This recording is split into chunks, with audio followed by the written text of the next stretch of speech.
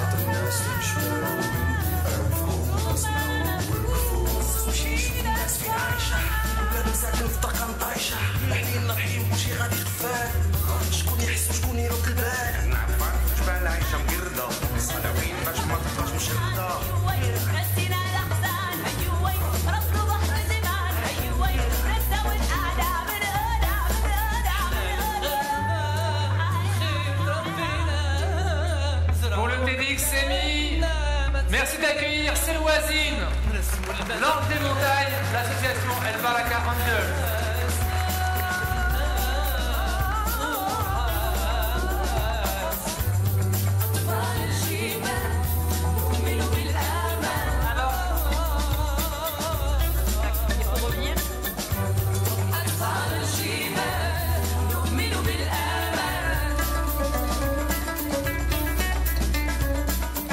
Avec un magnifique sourire d'un enfant, nos enfants.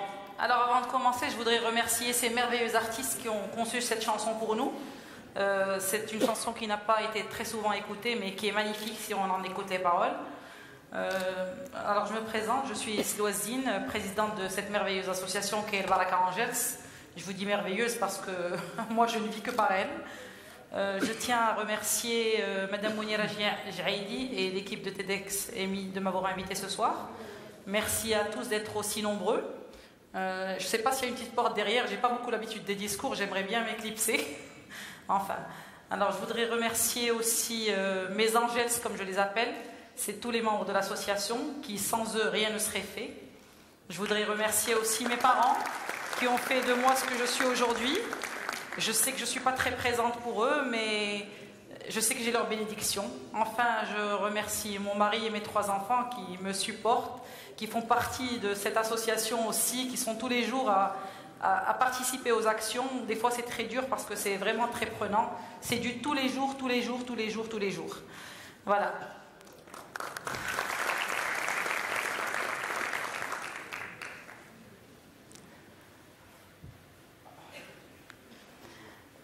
Alors, tout a commencé en 2012, en décembre 2012, suite à une vague de froid qui avait sévi dans les montagnes. Un jeune Marocain résidant en France, que je salue ce soir d'ailleurs, avait lancé une collecte de vêtements chauds et de couvertures.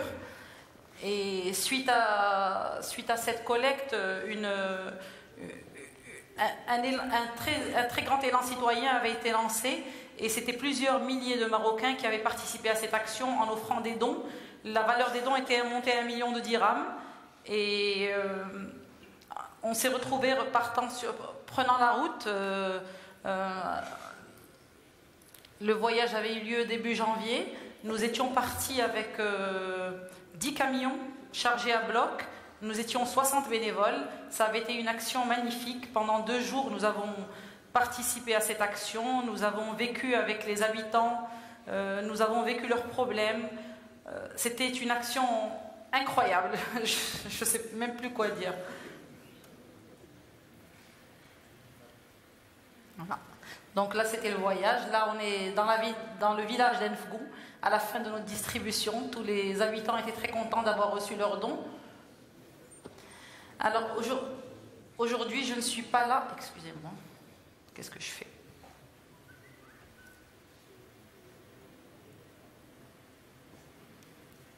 Bon. Voilà. Aujourd'hui, je ne suis pas là pour parler de la détresse de ces personnes-là qui vivent dans les régions enclavées du Maroc, parce que la détresse, on la vit tous les jours, même à côté de chez nous. Je suis là pour parler de toutes les leçons de vie que nous, El Baraka Angels, avons tirées comme conclusion en côtoyant ces gens-là. Ce sont des leçons de vie. Pareil. Pourquoi ça saute? Voilà. Non. Bon, je ne suis pas habituée, moi, à tout ça. Alors, pendant les 48 heures de notre expédition en montagne, nous avons dormi chez l'habitant. Et ces gens-là ont fait preuve d'une super générosité, comme quoi on peut ne pas être riche pour ouvrir la porte de son foyer et partager le peu de repas que l'on a avec des autres qui sont là par infortune. Ces gens-là ont passé la nuit à pétrir le pain et à faire des crêpes avec le sac de farine qu'on leur avait offert, nous, pour nous offrir un repas du matin, le repas du matin. Donc la générosité prime même chez les plus démunis. Alors là, c'est Ahmed. Ahmed est un jeune homme d'une famille très pauvre de Rabat qui, pendant la préparation de la caravane, nous l'avions embauché pour nous soutenir, pour recevoir les dons des gens et tout ça. Et nous devions le payer. À la fin de la collecte, nous voyant partir, il est venu me voir et me dit « Non, moi je ne veux pas de salaire, mais j'ai envie de partir avec vous voir ces gens-là. » Et effectivement, il nous a accompagnés. Après l'action, il est retourné avec nous, il était dans ma voiture. Et tous les 5 ou 10 kilomètres, il voyait une personne marchant dans le froid. Il me disait « Arrête-toi, arrête-toi, arrête-toi ». Il a enlevé son manteau, il le donnait. Il a enlevé son pull, il l'a donné. Il a enlevé ses gants, son bonnet, ses chaussures. Je lui dis « Ahmed, arrête-toi, sinon tu vas retourner à Rabat en culotte avec moi dans la voiture ». Comme quoi on peut être démuni et offrir des choses et qu'on peut tendre la main à tous les niveaux.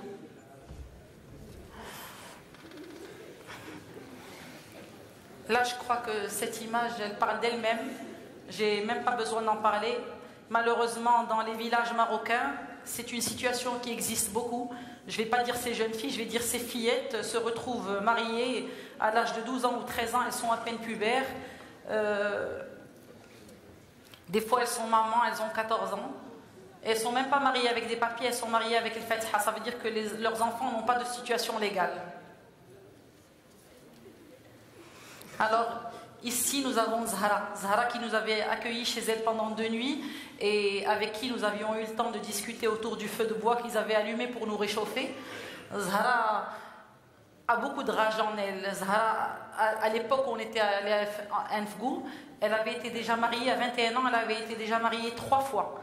Elle a eu la chance de ne pas tomber enceinte parce qu'elle était quand même intelligente et cette rage la faisait partir au dispensaire. Elle prenait 2 pilules contraceptives tous les soirs pour être sûre de ne pas tomber enceinte de ses bourreaux. Elle les appelait bourreaux parce que c'était des quadragénaires, elle avait 14-15 ans. Et donc ça lui a évité de tomber enceinte, contrairement à ses sœurs qui sont retournées à leur domicile parental avec chacune 2-3 enfants. Je crois que c'est des femmes comme Zahra qui feront peut-être changer la situation au Maroc un jour.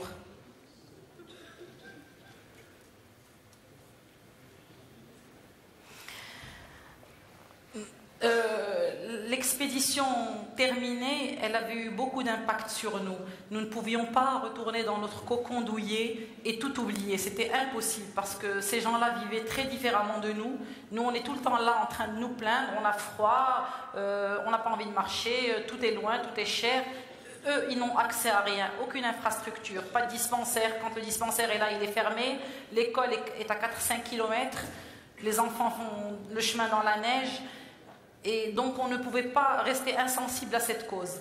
En revenant, on a décidé avec quelques membres, avec ma famille et quelques membres des bénévoles qui étaient partis, on était 60 comme je l'avais dit, on avait décidé de remener une action plus grande. Mais c'était pas aussi vite dit, aussi vite fait. Nous avons eu beaucoup de soucis, beaucoup de lenteur du système, on nous a bloqués, on ne nous a pas laissé repartir. Notre première action avait été très grande et elle avait beaucoup dérangé. Nous avions levé le voile sur ce Maroc, comme nous on l'appelle le Maroc oublié. Donc pendant 2 ou 3 mois, notre deuxième caravane, qui était aussi importante que la première, est restée bloquée. Les denrées alimentaires sont restées dans un dépôt. On avait pour 70 tonnes de denrées alimentaires. Finalement, nous avons été obligés de créer l'association parce que la première fois, nous étions partis en tant que bénévoles et c'est ainsi, et nous avons persévéré, on tenait coûte que coûte à continuer ce qu'on avait commencé. Donc, nous avons créé El Baraka Angels et El Baraka Angels a vu le jour en février 2013. Et nous avons repris les routes.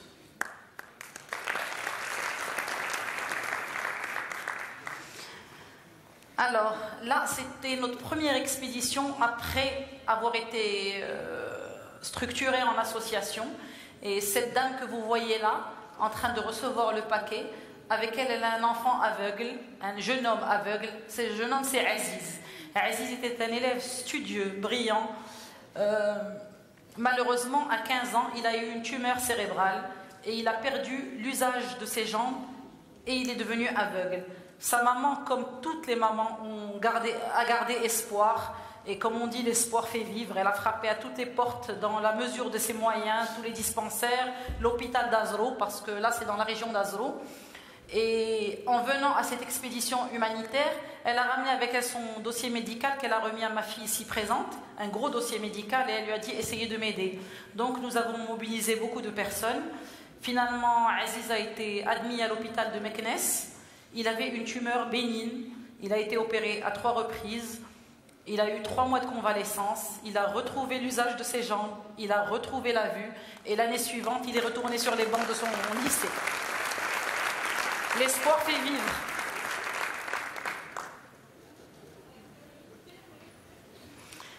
Ah, là c'est notre coup de cœur.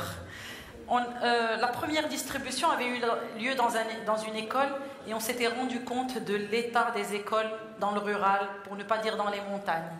Alors pendant 2 week-ends, avec 2 membres de l'association, avec Oussama et Sfouane qui sont présents ici, nous avons sillonné les petits chemins des montagnes et à chaque fois que moi je voyais une école, je leur disais non, Britchim Drassa, avec ces termes-là. Et on m'a emmené voir cette école. Là vous la voyez, elle est finie, on l'a faite. Dans cette école, il y avait 2 classes et une chambre d'instituteur. La première classe avait un toit qui s'était effondré. Heureusement que les enfants étaient chez eux pendant la nuit. Elle a tellement reçu de l'eau, et l'étanchéité était complètement bousillée. Et un soir, le toit s'est effondré, les enfants n'étaient pas là, alhamdoulilah. Donc on a décidé de faire cette école. On a sué pour les autorisations, pour avoir les autorisations. Dans cette école, il n'y avait que 25 élèves. Ça, c'est le petit village de Messouli. Vous voyez les maisons là à côté, comment elles sont. C'est des bidonvilles. Dans ce village-là, il est au creux d'une vallée. C'est c'est pas loin de Illuh. Pas loin, quand je dis pas loin, nous on mettait 2h30 de piste tous les week-ends pour vérifier le chantier. Et quand je suis allée demander l'autorisation pour cette école, la réponse que j'ai eue c'est « Choisissez une autre école. Dans cette école, il n'y a que 25 élèves. » Oui, mais 25 élèves, c'est 25 personnes qui ont le droit à l'éducation, qui ont la chance d'étudier comme mes enfants, comme vos enfants. Donc nous, on a persévéré, on a dit c'est cette école qu'on veut faire et pas une autre. Les gens ont dit qu'on était fous parce que c'était beaucoup plus d'argent qu'une autre école, de par l'enclavement, de par l'éloignement. Mais on a persévéré et on a pleuré le jour où cette école était finie. D'ailleurs, on y a passé un week-end pour placer les fenêtres, on a dormi dans les classes, on a peint l'école nous-mêmes.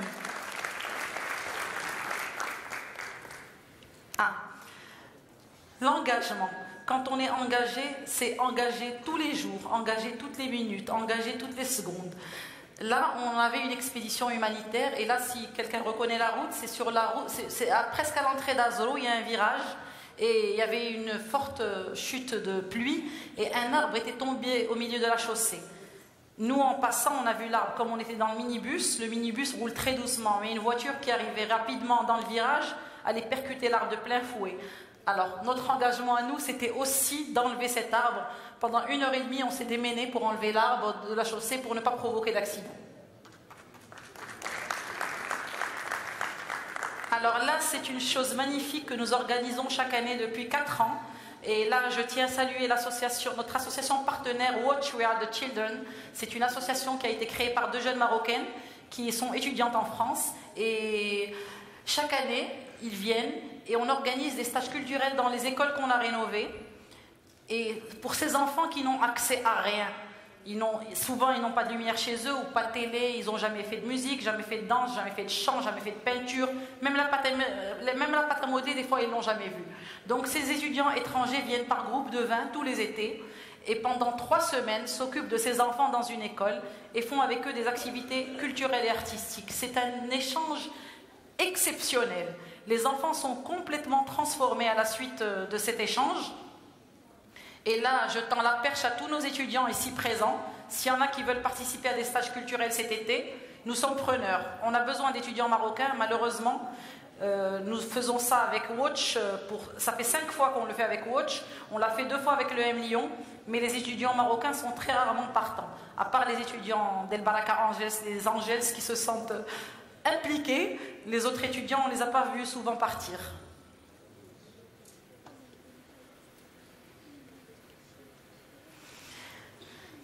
Alors, tous ces habitants des villages font preuve d'un grand courage. Par exemple, la Younes fait 4 à 5 km à pied tous les jours pour aller à l'école. Quand il neige, il se retrouve privé de son école parce qu'il n'y a pas accès. Il est mal vêtu, mal chaussé, il n'est pas préparé contre le froid pour faire 4 ou 5 km à pied. Les femmes accouchent souvent chez elles. Parce qu'au dispensaire, il n'y a pas de médecin, aucun médecin ne veut travailler dans ces conditions, il n'y a pas d'infirmière, l'ambulance pour les emmener demande à se faire payer alors qu'elle est là pour eux.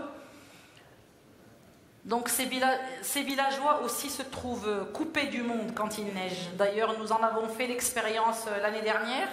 Dans une expédition humanitaire, on n'arrivait pas à accéder à certains villages. Nous qui étions en 4x4, nous n'arrivions pas à eux, mais eux à pied, je ne sais pas comment ils font pour se nourrir. Donc je salue le courage de tous ces habitants des zones enclavées. Alors depuis 5 ans que nous existons, et je suis fière de dire presque 5 ans, en février ça fera 5 ans, nous avons quand même fait pas mal de choses parce que c'est un engagement de tous les jours. On met la barre très haut et on a une superbe équipe qui est vraiment sur tous les terrains. Nous avons pu faire 20 expéditions humanitaires en 5 ans. Ça veut dire que nous faisons 2 ou 3 expéditions humanitaires tous les hivers. Nous en faisons une pour Ramadan, pour rappeler le panier de Ramadan, l'aide aux personnes démunies. Ce sont 15 000 familles que nous avons soutenues en 4 ans et demi ou 5 ans. Nous avons rénové 12 écoles. Quand je dis rénover, c'est plutôt reconstruite, parce que dans les écoles où on arrive, on construit les cantines, on construit les cuisines, on construit les toilettes, on détruit le préfabriqué et on construit des classes en dur, on refait les toitures des écoles existantes. souvent on participe aux travaux de finition des écoles. Ce sont 1200 enfants qui ont profité de ces écoles rénovées. Et je vais vous parler de notre dernier coup de cœur. L'année dernière, nous avons reçu une vidéo que Medicivi avait lancée sur le net. Elle était allée filmer la neige dans la province d'Azela, dans les montagnes. Et elle était tombée sur des élèves qui se réchauffaient autour d'un feu de bois. Elle dit aux enfants, pourquoi vous n'êtes pas à l'école? Ces enfants répondent, parce que nous, on n'a pas d'école. Elle est allée sur l'école, sur les lieux. Il y avait une école, mais dans cette école, il n'y avait qu'une seule classe. Et dans le village, il y avait 250 élèves. Ces élèves partaient à l'école 1 heure par jour à tour de rôle.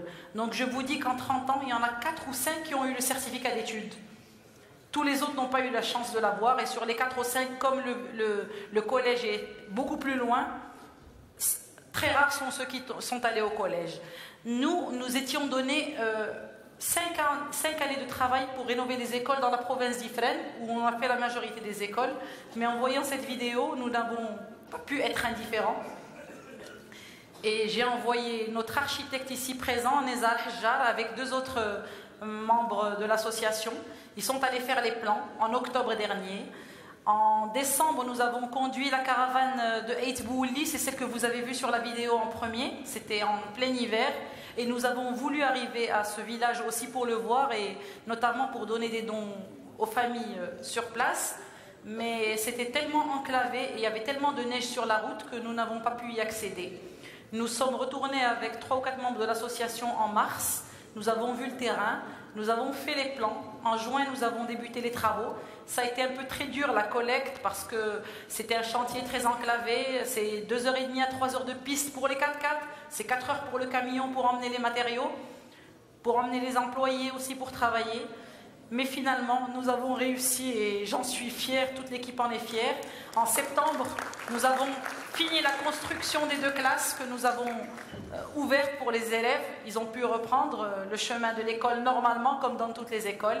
Et là, en décembre, nous avons fini la construction de la cuisine, de la cantine, des toilettes, du mur de clôture. Je n'ai pas voulu vous mettre les photos de l'école pour que vous alliez sur la page de l'association, tous, pour regarder un peu le travail formidable qu'on avait fait, dont je suis très fière.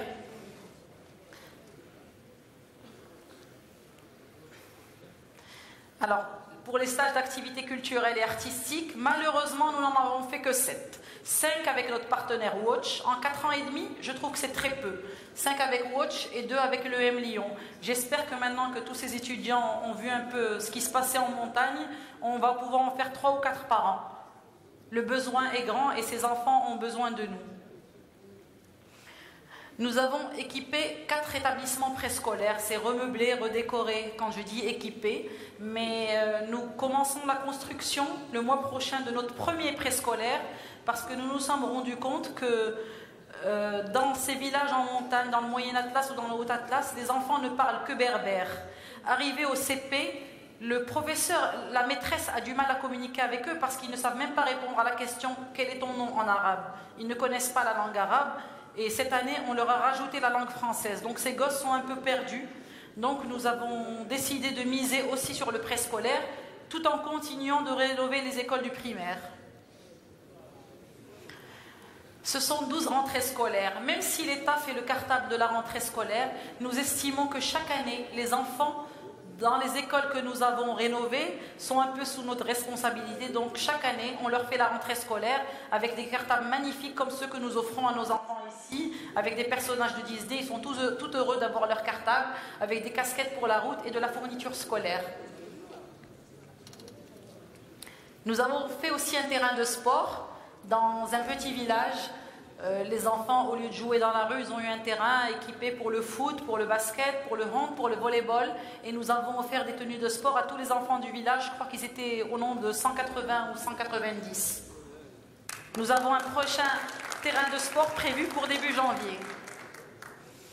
Nous avons, dans le village de Zaouiet Bensmem, les habitants du village nous avaient adressé une lettre. Ils nous avaient demandé de rénover un petit établissement, la première école du village qui datait du protectorat français. Vous voyez le bâtiment là en ruine. Et nous en avons fait un centre socio-éducatif avec deux salles. Une salle pour les cours de soutien pour les enfants que l'association locale donne aux enfants du village. et une autre salle avec une bibliothèque.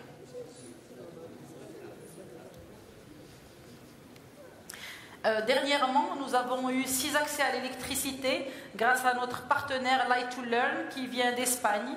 Nous avons équipé 6 écoles en solaire. Nous avons quand même fait 9 forages de puits et d'accès à l'eau pour les écoles que nous avons rénovées. Voilà, notre équipe, mes angèles comme je les appelle toujours.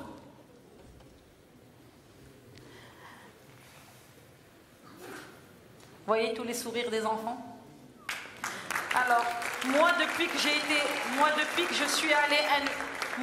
j'ai fait le voyage qu'on avait appelé le voyage de l'espoir, le voyage d'Enfgou, je n'ai pu être indifférente à cette cause.